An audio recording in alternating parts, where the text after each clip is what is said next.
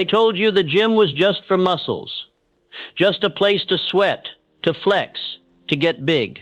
But that's the shallow view of a man who's never stepped into the deeper battle happening between those walls.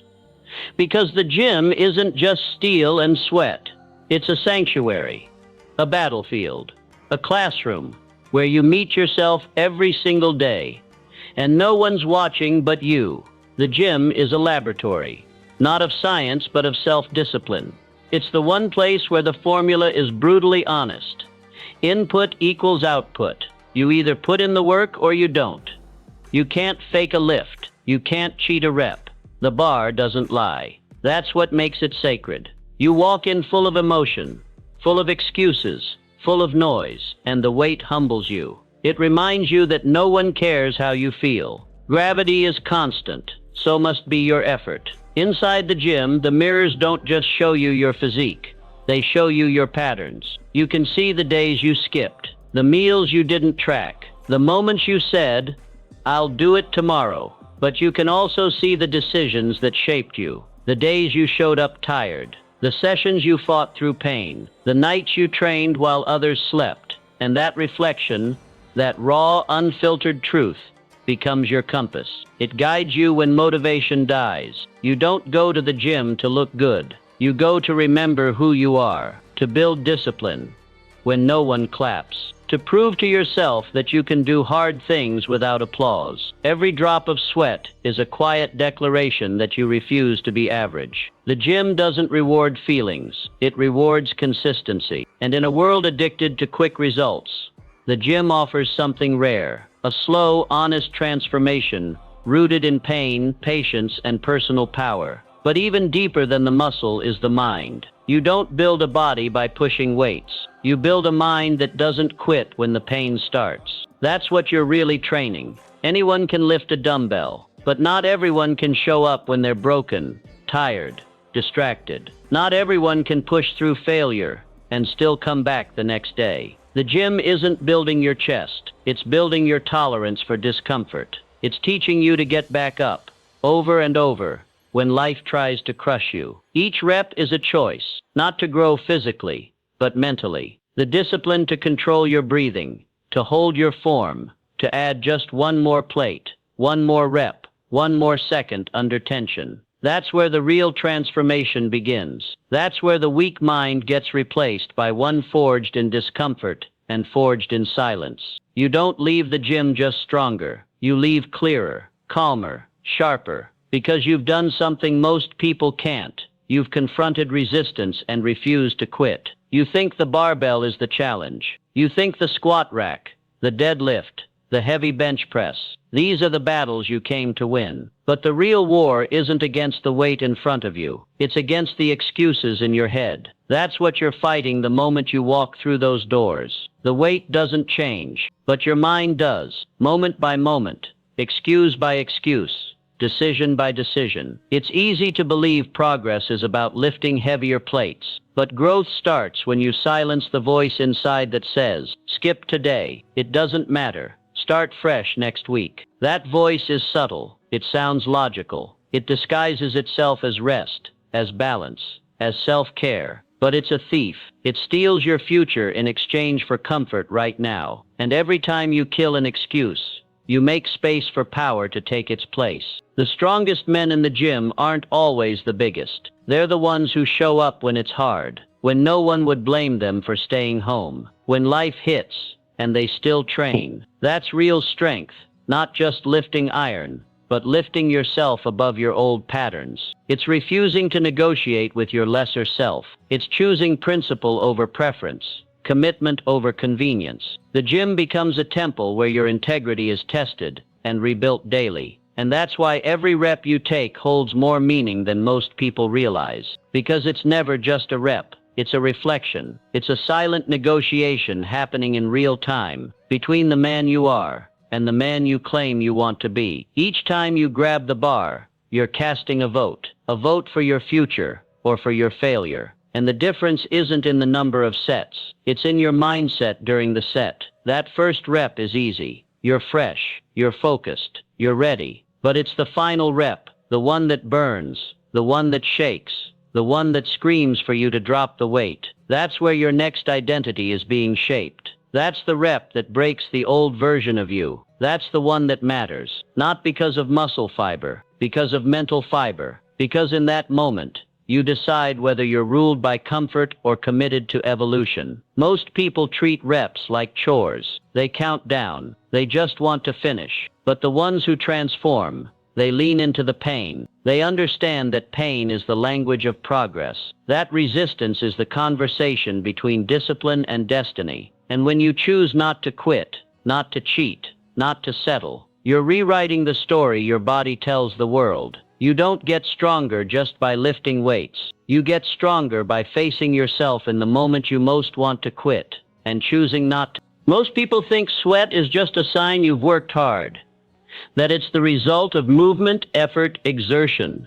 But they don't understand what it really means. Sweat is proof. Not just physical proof, but mental proof. That you showed up, that you stayed in the fight, that you didn't walk away when things got uncomfortable. It's not the effort that defines you. It's the willingness to stay with it long enough for your body to show the evidence. You can fake effort. You can fake good form. You can smile between sets and convince others that you're pushing yourself. But you can't fake sweat. Sweat tells the truth. It speaks the language of grind, of grit, of suffering for something greater. It's the body's way of marking the moment you pushed past the easy zone and chose to live in discomfort by choice. That's the power most people overlook because they've been trained to hide their discomfort, to appear composed, to stay polished. But in the gym, sweat is sacred. It's what separates the casuals from the committed. It's what separates those who showed up for a selfie from those who showed up for a transformation. The drenched shirt, the dripping forehead, the palms slipping from the bar. That's not weakness. That's proof of loyalty to your higher self. Commitment doesn't always scream. Sometimes it drips, slowly, consistently, relentlessly. Every drop of sweat is a contract signed in silence between your goals and your habits. It's a symbol that you've made a promise to yourself that comfort will no longer lead the way. And in a world obsessed with shortcuts, fast results, and filtered progress, sweat is one of the few raw, unedited truths that cannot be bought, borrowed, or faked. But even when the sweat is real, many still get trapped by the mirror. They stare into it, day after day, waiting to see a new version of themselves. They look for signs, for definition, for progress. But the mirror doesn't show change. The mirror shows reflection. And what it reflects is nothing more than a snapshot. It's not proof of progress. It's a moment in time, frozen. And far too many people rely on that frozen moment to define their journey. Real change doesn't happen in the mirror. It happens in your behavior when no one's watching. It happens in the decision to come back tomorrow. It happens in the meals you eat when you're tired. In the reps you don't skip when you're sore. In the moments when you don't feel it, but you do it anyway. That's consistency. And it's the only force strong enough to create change that sticks. The mirror is silent. It won't cheer you on. It won't correct you. It won't reward you. But consistency will. The compound effect of daily effort, daily focus, daily choices. That's what carves transformation into your life. The mirror will eventually catch up, but it's your rhythm that leads the way. If you chase the mirror, you'll quit. If you chase consistency, the mirror will one day reflect everything you've earned. Most people avoid resistance. They avoid pain, avoid pressure, avoid weight. Both in life and in the gym. They want everything smooth, easy, convenient. But what they don't realize is that avoiding resistance is the fastest way to stay weak. Because resistance is not your enemy. It's your mirror. It shows you exactly where your limits are. And then it dares you to break through them. That's the beauty of the gym. It's the only place in your life where pressure is predictable. The weights don't change. The sets don't lie. You know what's coming. You know it's going to hurt. You know it's going to challenge you. And still you show up. That's not just training your body. It's training your response to adversity. Because when you face physical resistance every day and push through it, you begin to develop a relationship with pressure. One where it no longer intimidates you. it prepares you. And when life hits you outside those gym walls, with setbacks, failures, delays, and disappointments, you're no longer shocked because you've trained under pressure. You've breathed through pain. You've kept form while everything inside screamed at you to quit. That mental toughness, that calm under chaos, that decision to keep moving forward even when it hurts, that transfers directly into real life. You begin to walk differently, speak differently, approach problems differently. Because once you've been buried under weight and lifted your way out, life's daily pressure starts to feel light. Not because it is, but because you got heavier, you got stronger, you built depth through the discomfort, and now you carry that strength into every room, every conversation, every crisis. But don't confuse that with vanity. The iron doesn't care how you look. The gym is not a photo shoot. It's a forge. It's not about sculpting arms or chasing aesthetics. It's about sharpening your character. Because the man who shows up to train when he doesn't want to is shaping more than muscle. He's shaping integrity. Every decision inside the gym is a reflection of who you are when no one's watching. You can't lie to the weights. You either do the work or you don't. Reps shape more than your body. They build your identity. The version of you that keeps showing up, keeps adding weight, keeps pushing limits. That version is becoming harder to break. And that's what real strength looks like. It's not flexed in a mirror. It's reflected in how you face problems, how you lead, how you carry yourself. When life doesn't go your way, you could build a body that turns heads. But if you didn't sharpen your mindset, it's hollow. Looks fade, but habits remain. And the discipline you earn under the bar follows you long after the session ends. Into your relationships, your business, your purpose. The gym becomes your testing ground, your shaping ground, your proving ground. It teaches you to stop chasing comfort and start chasing challenge, because challenge is where character is revealed. People say they don't have time for the gym, but what they're really saying is it's not important enough, because no one is actually out of time, they're just full of excuses. The same person who says they're too busy will scroll for hours, binge a series, go out with friends, sleep in late. Time has never been the issue. The issue is priority. And what you prioritize defines who you become. If your health, strength, and discipline aren't on your list, it's not because they don't matter, it's because you haven't yet realized how much they do. You haven't yet experienced what it feels like to truly live in a body that's trained for war, not comfort. You haven't built the mental framework that turns effort into identity. The truth is, every time you skip the gym, you're sending a message to yourself. You're saying, I'll do it later. This isn't urgent. This isn't who I am.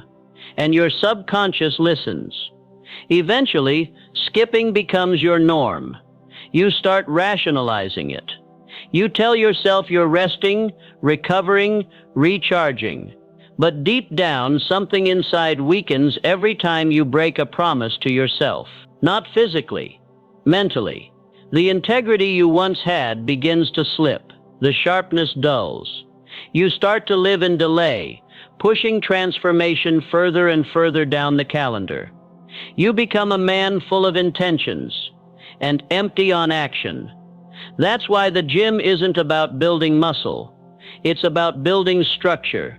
It's about carving time for something that serves no one but your higher self.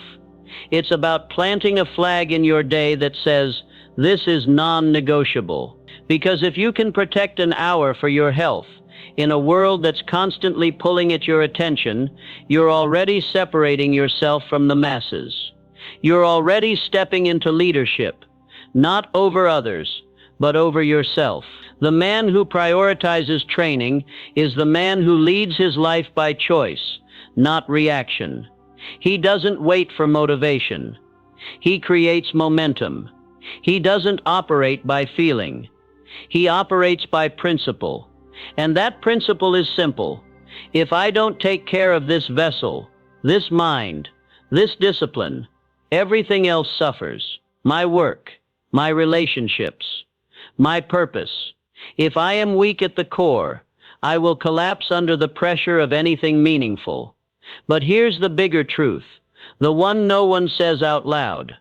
You don't go to the gym just to get strong. You go to become unbreakable. Because looking strong is easy. Anyone can wear tight shirts, chase aesthetics, pump their arms before a mirror selfie.